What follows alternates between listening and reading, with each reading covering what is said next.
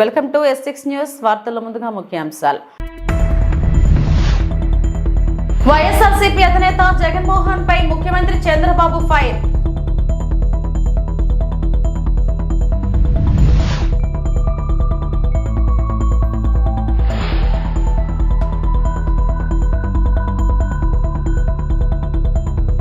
విశాఖలో tech vision సంస్థ ద్వారా రిక్రూట్మెంట్.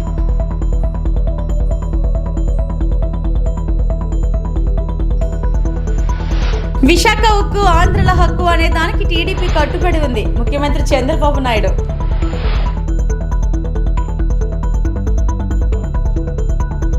మెడికల్ కాలేజీల విషయంలో నువ్వు ఇచ్చిన జీవోని నీ ముఖాన కొట్టి రాష్ట్రం మొత్తం ఊరేగిస్తా. నీ బాబాయ్ హత్యలాగా ప్రతిదీ మా మీద వేస్తామంటూ పిచ్చి పిచ్చిగా వేషాలు వేస్తే చూస్తూ ఊరుకోం. మెడికల్ కాలేజీల విషయంలో విమర్శలు చేస్తున్న జగన్ రెడ్డికి చంద్రబాబు స్ట్రాంగ్ కౌంటర్.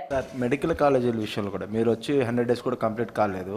అంటే లాస్ట్ గవర్నమెంట్లో తీసుకొచ్చిన మెడికల్ కాలేజీలు ఆగిపోతున్నాయి. తర్వాత మెడికల్ సీట్స్ అన్ని ఆయన ఇచ్చిన జీవో ఒకసారి చదువుకోమని.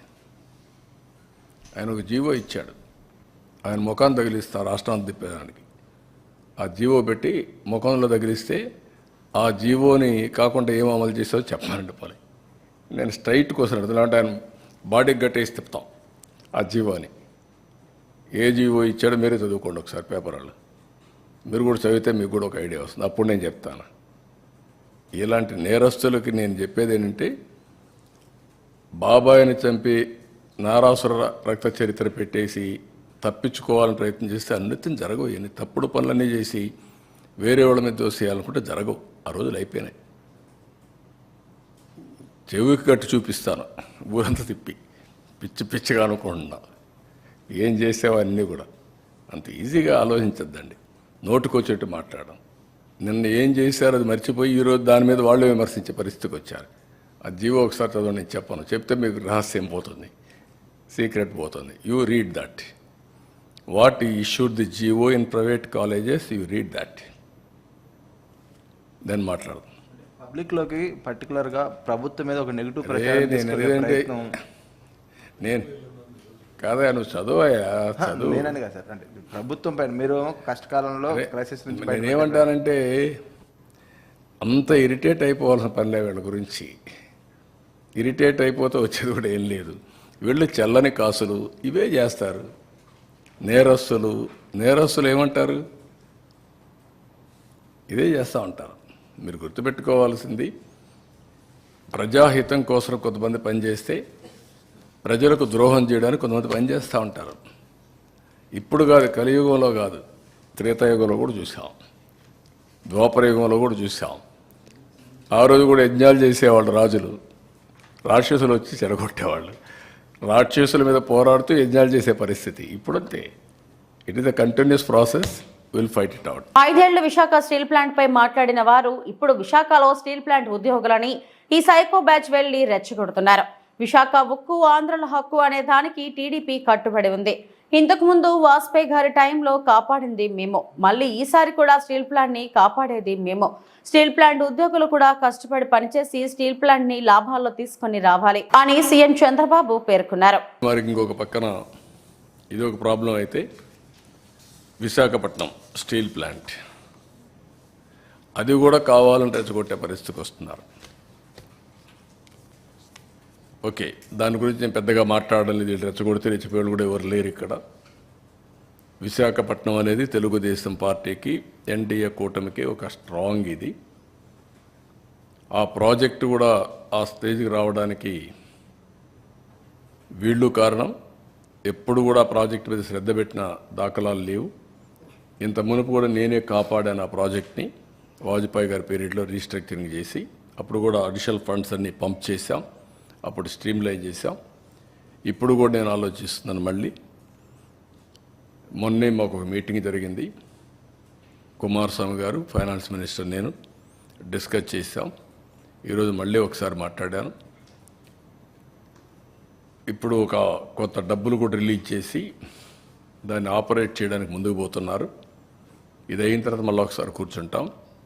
ఎంప్లాయీస్ కూడా ఒకటే చెప్తున్నా, అక్కడ ట్రేడ్ యూనియన్ లీడర్స్ కూడా ఒకటే చెప్తున్నా, మనం ప్రాపర్ మేనేజ్మెంట్ పెట్టుకోకుండా ప్రాజెక్ట్ని రివైవ్ చేయకుండా కష్టపడేదైనా ఉంటే technical problems, logistic problems, administrative problems ఉంటే అవన్నీ సార్ట్ అవుట్ చేసుకొని బెస్ట్ మేనేజ్మెంట్ పెట్టుకొని శాశ్వతంగా దాని లాభాల బాట పట్టించాల్సిన బాధ్యత ఉంది. ప్రైవేట్ స్టీల్ ప్లాంట్స్ అన్నీ బాగుండి one of the best steel plant ఆ పరిస్థితి రావడానికి కారణం అక్కడుండే మేనేజ్మెంట్ ఆలోచించుకోవాలి, అక్కడుండే స్టాఫ్ ఆలోచించుకోవాలి, అందరం ఆలోచించుకోవాలి. నేను కూడా దాని మీద శ్రద్ధ పెడతా.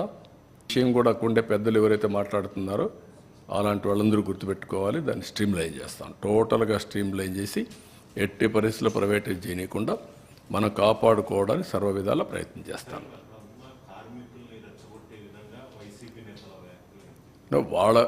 వాళ్ళ పని ఏంటి? ఇదే పని కదా. ఎక్కడ చూసినా శవాల్ని మంటేసి చలిగాల్చుకుంటారు. అది వాళ్ళ నేచర్, అది ఆ పార్టీ నేచరే. అది 5 ఏళ్ళు ఎప్పుడన్నా మాట్లాడారా?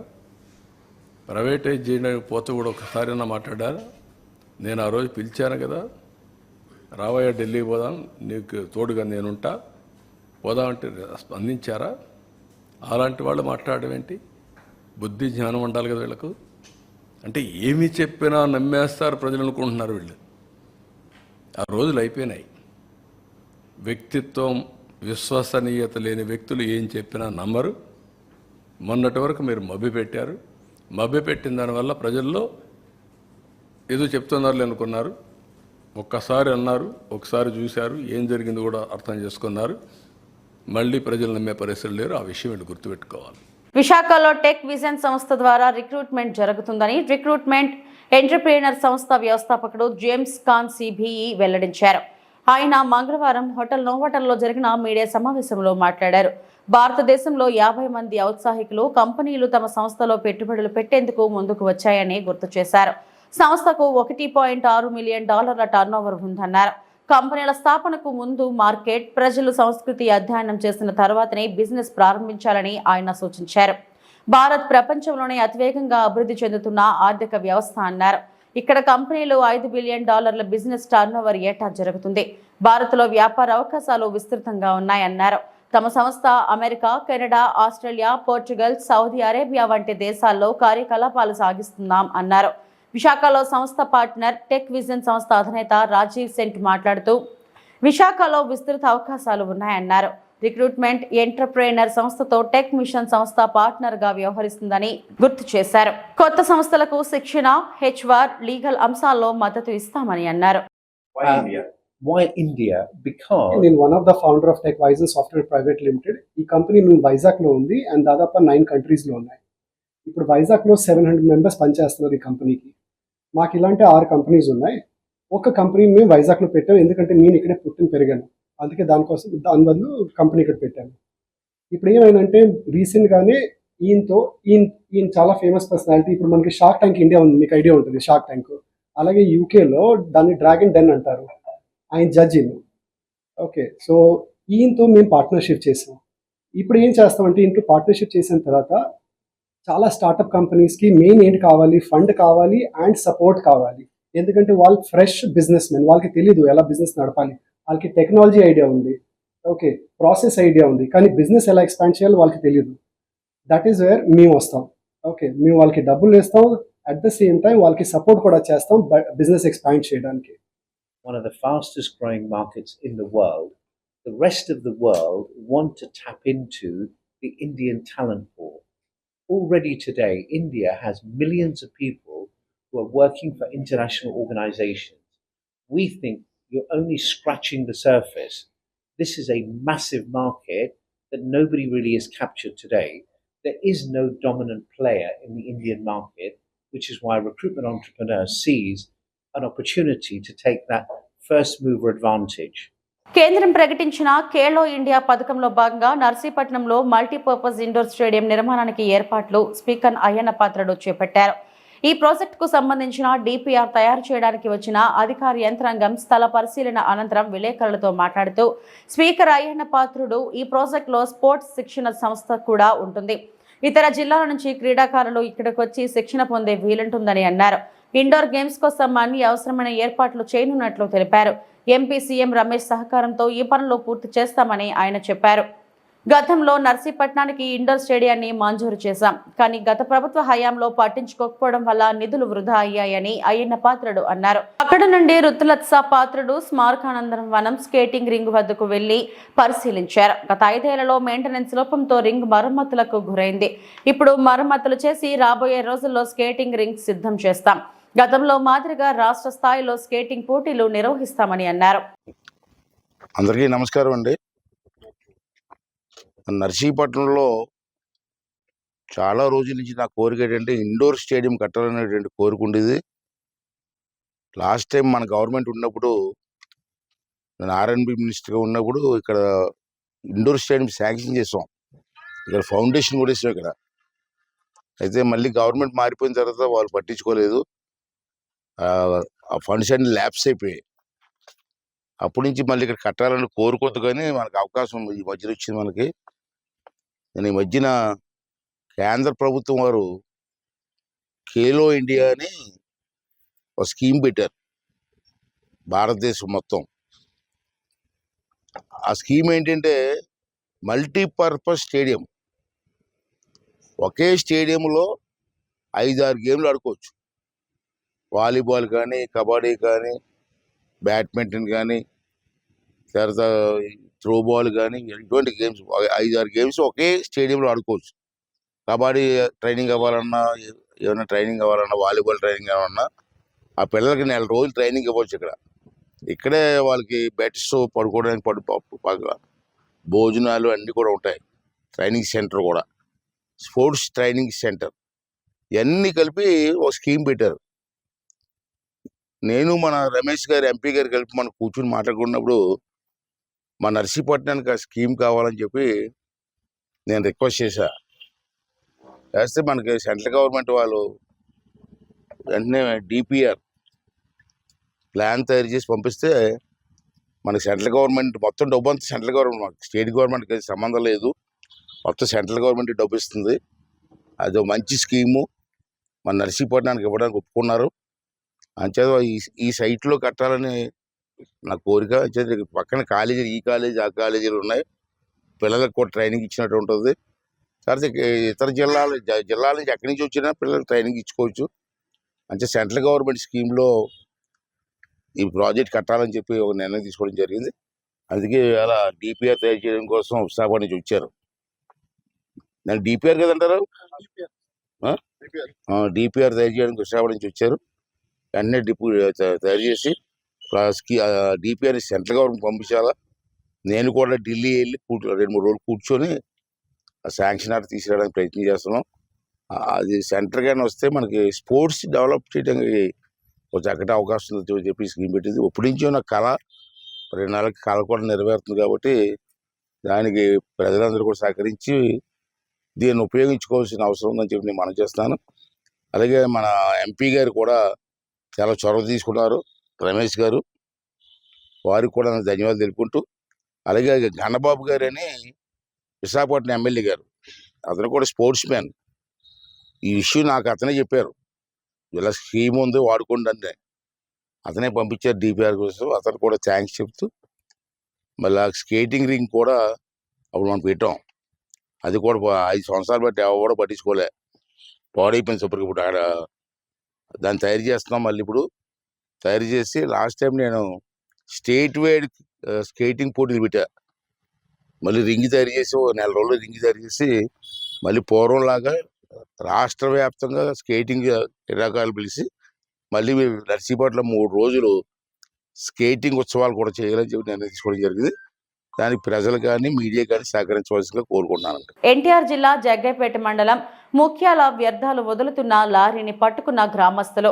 ముఖ్యాల కోటిలింగాల సమీపంలో చంద్రయ్య కాయి వద్ద కెమికల్ వ్యర్థాలను వదిలి పెడుతుండగా పట్టుకున్న గ్రామస్తులు. కెమికల్ ట్యాంకర్ సమీపం కెమికల్ కంపెనీ వారిదేనని ఆరోపిస్తున్న గ్రామస్తులు. ప్రజలతో చెలగాటమాడుతున్న కెమికల్ ఫ్యాక్టరీపై చర్యలు తీసుకోవాలని గ్రామస్తులు కోరుతున్నారు.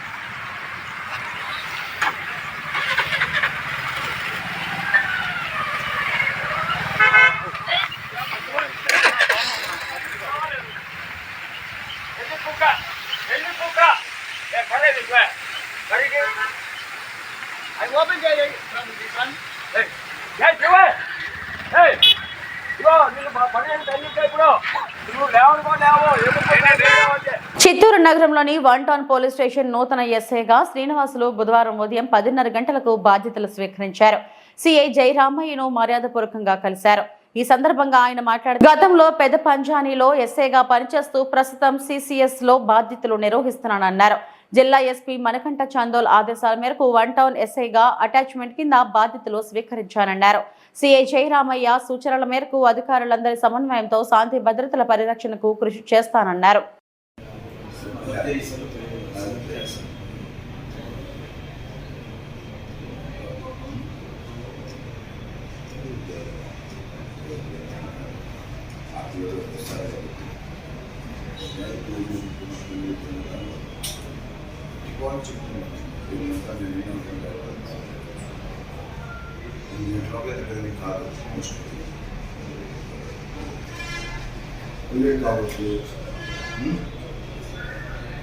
అలాంటి చేసినాము లేదా ఎస్ఐ ఇన్స్పెక్టర్ ఫీలింగ్ అంతా నేను ఇప్పుడు ఎస్ఐగా ట్రైన్ చేస్తున్నాను సార్.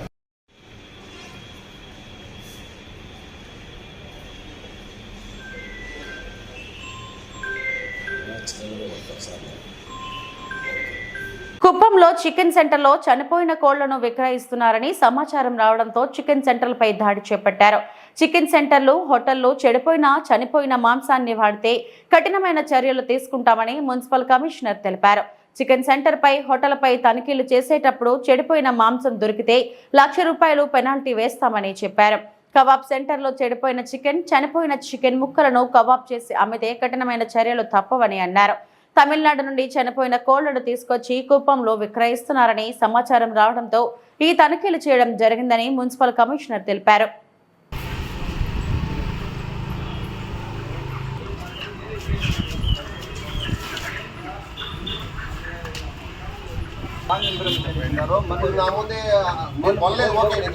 కొనలేదు మీ షాపు ఆగింది అంత చనిపోయిన కోళ్ళు హాఫ్ కేజీ మాకు చెడినట్లే కదా సార్, అది అంతే కదా.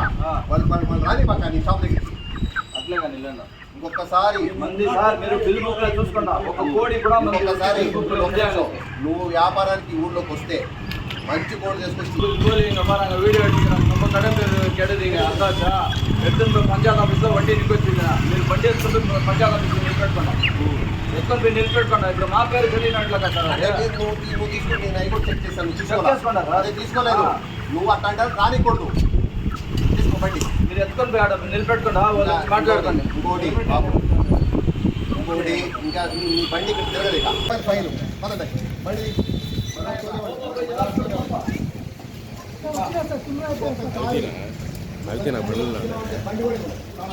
వెళ్ళిపో వెళ్ళిపో మనుషులు చచ్చిపోయిన కూడా అమ్ముతారు అతను తీసుకోలేదు కాబట్టి సరిపోయింది అందుకని కుప్పం పురపాలక సంఘ పరిధిలో కృష్ణనగర్ నుంచి వచ్చి కొంతమంది వ్యాపారస్తులు చనిపోయిన కోళ్ళు వీక్గా ఉండే కోళ్ళు 1/2 కేజీ 3/4 కేజీ కోళ్ళు అమ్ముతున్నారు. ఈరోజు ఒక ఇన్ఫర్మేషన్తో వాళ్ళ బండి పట్టుకొని అవన్నీ కూడా రికవర్ చేయడం జరిగింది.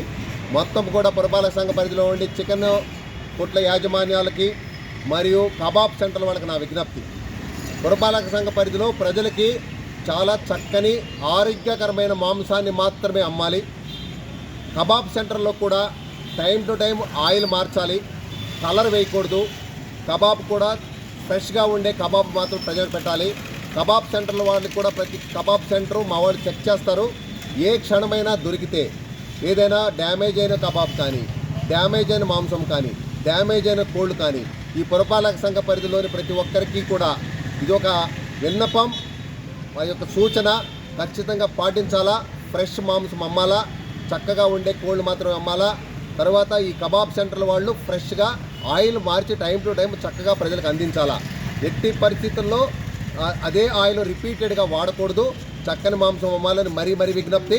కబాబ్ సెంటర్లు, హోటల్స్ తర్వాత అన్నీ కూడా చెక్ చేస్తాము. దొరికితే లక్షలాది రూపాయలు ఫైన్ వేసే అవకాశం ఉన్నది. దయచేసి ఇది గమనించి ప్రజలకి మంచి ఆహారం ఇచ్చి చక్కగా వ్యాపారాలు చేసుకోవాలని నా యొక్క సూచన. ఆ సూచన పాటిస్తారని ఆశిస్తున్నాను. నాకు ఇంకొకసారి ఏదైనా చెక్ చేసినప్పుడు హోటల్స్లో కానీ కబాబ్ సెంటర్లో కానీ బ్యాలెన్స్ ఫుడ్ కనపడితే వాళ్ళకి చట్ట ప్రకారం వాళ్ళకి ఫైన్ వేయడం జరుగుతుంది. కలర్స్ కూడా వాడకూడదు, ఎసెన్స్ వాడకూడదు. అందరూ చక్కగా కోఆపరేట్ చేయాలి పురపాలక సంఘానికి. ధన్యవాదాలు. ఇప్పుడు వేరే వాళ్ళు కొనుక్కెళ్తున్నారు చేపల వాళ్ళు, వేరే వాళ్ళు ఎక్కడా కూడా ఇప్పుడు అంతకుముందు అక్కడ ఫ్లైఓవర్ దగ్గర వేసేవాళ్ళు ఇప్పుడు వేయటం లేదు. మేము పురపాలక సంఘం వాహనమే ఆ వేస్ట్ కూడా ప్రతి ఒక్క షాప్ నుంచి కలెక్ట్ చేస్తున్నాము. అది ఇంతకుముందు ఉన్నది, ఇప్పుడు ఎక్కడా లేదు. వాళ్ళు వేస్ట్ కొంత కొనుక్కొని వెళ్ళేవాళ్ళు ఉన్నారు, దానికి కూడా డిమాండ్ ఉన్నది. ఫుడ్ ఐటమ్స్ తీసుకెళ్తున్నారు, అలాంటిది ఏం లేదు ఇప్పుడు. ఆనాడు నెహ్రూ నేతృత్వంలో సర్దార్ వల్లభాయ్ పటేల్ సారథ్యంలో నిజాం పాలనకు విముక్తి కలిగింది. ఈనాడు రాహుల్ గాంధీ నేతృత్వంలో రేవంత్ రెడ్డి సారథ్యంలో తెలంగాణ ప్రజలకు ప్రజా పాలనను అందిస్తుంది. వరంగల్లో జరిగిన ప్రజాపాలన దినోత్సవం సందర్భంగా రాష్ట్ర రెవెన్యూ, గృహ నిర్మాణ, సమాచార శాఖల మంత్రి పొంగులేటి శ్రీనివాస్ రెడ్డి మాట్లాడారు. ప్రత్యేక తెలంగాణ రాష్ట్రం ఏర్పడిన వెంటనే ఆ పెద్ద మనిషి నయా నిజాం అయ్యాడు. ఆ నియంతను 10 ఏళ్లు చూశారు, పీకి పడేశారు. పాలకులు తప్పు చేస్తే నిలదీసే స్వేచ్ఛ ఈ రోజు తెలంగాణలో ఉంది. పరిపాలనలో లోటుపాట్లు ఉంటే సూచనలు, సలహాలు స్వీకరించే సౌలభ్యం కల్పించామని అన్నారు. పంపి నిజాం పాలన నుంచి విముక్తి కల్పిస్తే ఇప్పటి నిజాం నయా నిజాం ఇంటికి పంపడానికి ఈనాడు రాహుల్ గాంధీ గారి ఆధ్వర్యంలోని కాంగ్రెస్ పార్టీ రేవంత్ రెడ్డి గారికి, ఇతర కాంగ్రెస్ నాయకులకి ఆ పని అప్పగించింది. వీరంతా వీరోచితంగా పోరాడితే డిసెంబర్ 7, 2023న నయా నిజాం నుంచి తెలంగాణ ప్రజలకు విముక్తి కల్పించి ప్రజా పాలన అంటే ఏమిటో, ప్రజాస్వామ్యం అంటే ఏమిటో రుచి చూపిస్తున్నారు. తెలంగాణ రాష్ట్రం ఏర్పడి 10 ఏళ్లు గడిచినప్పటికీ గత ప్రభుత్వం తెలంగాణ ప్రజల సంక్షేమాన్ని కానీ రాష్ట్ర అభివృద్ధిని విస్మరించింది. గత సంవత్సరం 23 డిసెంబర్ 7వ తేదీన కొలువు తీరిన మన ప్రజా ప్రభుత్వం తెలంగాణ ప్రజానికం ఆంక్షలకు అనుగుణంగా అభివృద్ధి, సంక్షేమం వైపు పయనిస్తుంది.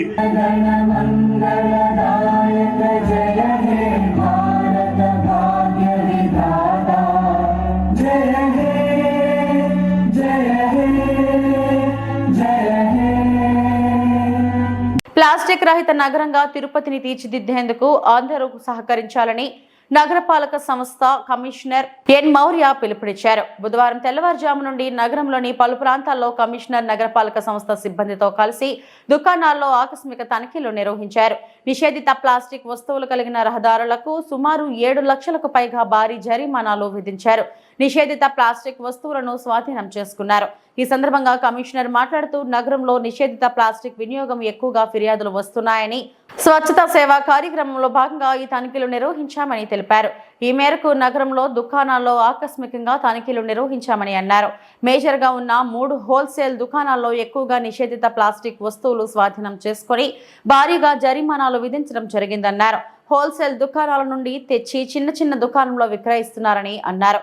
అందువల్ల హోల్సేల్ దుకాణాలపై దాడులు నిర్వహించి వారికి వద్ద నుండి అమ్మకాలు జరగకుండా చర్యలు చేపడుతున్నామని పేర్కొన్నారు.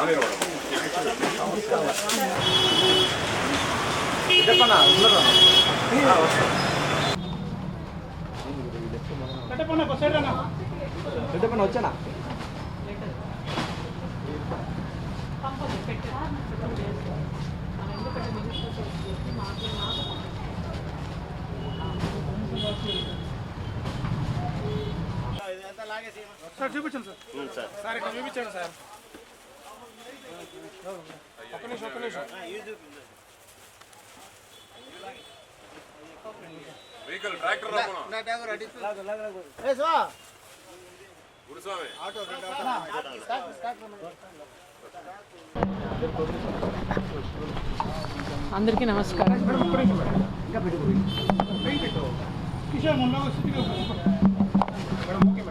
అందరికీ నమస్కారం. ఇప్పుడు స్వచ్ఛత ఈ సేవలో భాగంగా ఈ ప్లాస్టిక్ బ్యాన్ అనేది మనం అవగాహన కల్పించాలి. అందులో భాగంగానే ఈ రైడ్స్ కూడా చేయడం జరుగుతుంది. నాకు చెప్పినంత వరకు కొన్ని మంత్స్ బ్యాక్, ఇప్పుడు ఒక ఇయర్ బ్యాక్ రైడ్ చేశారు, ఇంకా తర్వాత చేయలేదు. ఇక్కడ విపరీతంగా ప్లాస్టిక్ యూజ్ అవుతుందని ప్రజల కంప్లైంట్ కూడా ఉంది. కాబట్టి సో ఒక డెసిషన్ తీసుకొని మేజర్ ఎవరైతే సప్లై చేస్తున్నారో వాళ్ళపైన రైడ్ చేయడం జరిగింది. ఈరోజు చాలా చోట్ల స్టాక్ కొన్ని కేజెస్లో నియర్లీ టన్స్లలో తీసుకోవడం జరిగింది. ఫైన్ కూడా అంతే భారీగా వేశాము. సో సప్లయర్స్ ముఖ్యంగా ఈ ప్లాస్టిక్ బ్యాన్ అనేది మనం అరికడితే ఎక్కడైతే మన రీటైలర్స్ ఉంటారో అక్కడ కూడా అరికట్టడం జరుగుతుంది. ఆ రీటైలర్స్ దగ్గర కూడా మనము రైడ్ చేసేసి మినిమం ఫైన్ కూడా వేయడం జరుగుతుంది. బట్ సప్లయర్స్ ముఖ్యంగా అందరికీ విజ్ఞప్తి ఏంటంటే, మన గవర్నమెంట్ పెట్టిన ప్లాస్టిక్ మేనేజ్మెంట్ రూల్స్లో మనకి 120 మైక్రాన్స్ ఉండాలి carry bag. So 120 microns carry bag available చాలా తక్కువ ఉంది. కాబట్టి 75 మైక్రాన్స్ వరకు కూడా మనం యాక్సెప్ట్ చేస్తున్నాం.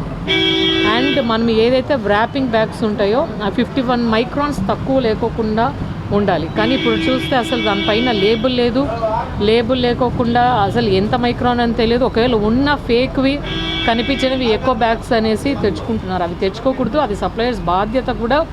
మీరు ఎవరికైతే మనం రీటైలర్స్కి అమ్ముతున్నామో అప్పుడు మీరు తెచ్చుకునేటప్పుడే 120 మైక్రాన్స్ క్యారీ బ్యాగ్ లేకపోతే 75 మైక్రాన్స్ అబో క్యారీ బ్యాగ్ ఉండాలి. 51 మైక్రాన్స్ అబో మనం ర్యాప్ చేసే బ్యాగ్స్ ఉండాలి. అది జాగ్రత్తగా చూసుకొని సప్లై చేయాల్సిన బాధ్యత సప్లయర్స్కి ఉంది. కాబట్టి ఈరోజు రైడ్ చేయడం జరిగింది. తర్వాత కూడా మనము ఈ awareness not just suppliers, retailers అమ్మకుండా ప్రజలలో కూడా ప్లాస్టిక్ వాడుకోకుండా మన దగ్గర ఉన్న క్లాత్ బ్యాగ్స్, జూట్ బ్యాగ్స్ వాడాలని కోరుకుంటున్నాను. Thank you.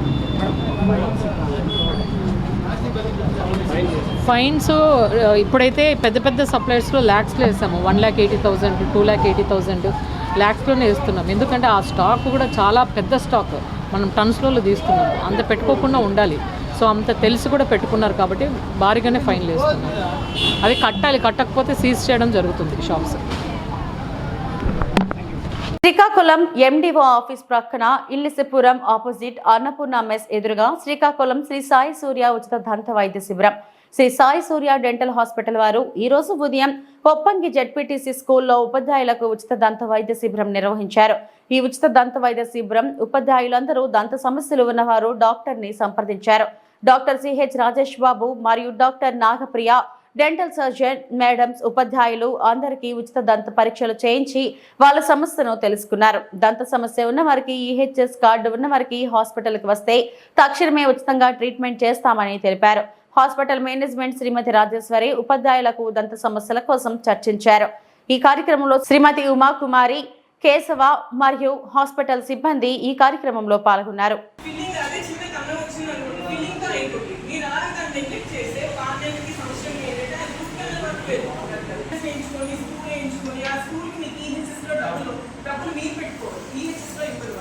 కాబట్టి అలాంటి సిచ్యువేషన్ వరకు ఎవరు కూడా తెచ్చుకోరు. ఇంట్లో వాళ్ళకి ఉంటాయి, పేరెంట్స్కి అందరికీ హెల్త్ కార్డ్స్ ఉంటాయి. ప్రతి ఒక్కరికి అవైలబిలిటీలో ఉంటుంది హెల్త్ కార్డు. వీలైనంత వరకు హెల్త్ కార్డులో ఫ్రీగా చెకప్స్, అంటే ఏమి రోగి కూడా పెట్టక్కలేదు. ఓన్లీ కార్డు తీసుకొని వస్తే మీకు మీ ఇష్టం, వచ్చాక మీరు చేయించుకుంటారా చేయించుకోరా అనేది మీ ఇష్టం. మేము మాత్రం చెకప్ రమ్మని మాత్రమే చెప్తున్నాం. ప్రతి ఒక్కరు చెకప్ చేయించుకోండి, మీ కార్డు యూజ్ చేసుకోండి. మీ ఇంట్లో వాళ్ళకి ఉంటాయి, అందరికీ ఉంటాయి సార్. ఈవెన్ నాకు కూడా ఉంటాయి. చెకప్ అనేది మస్ట్ అండ్ షుడ్గా చేయించుకోండి.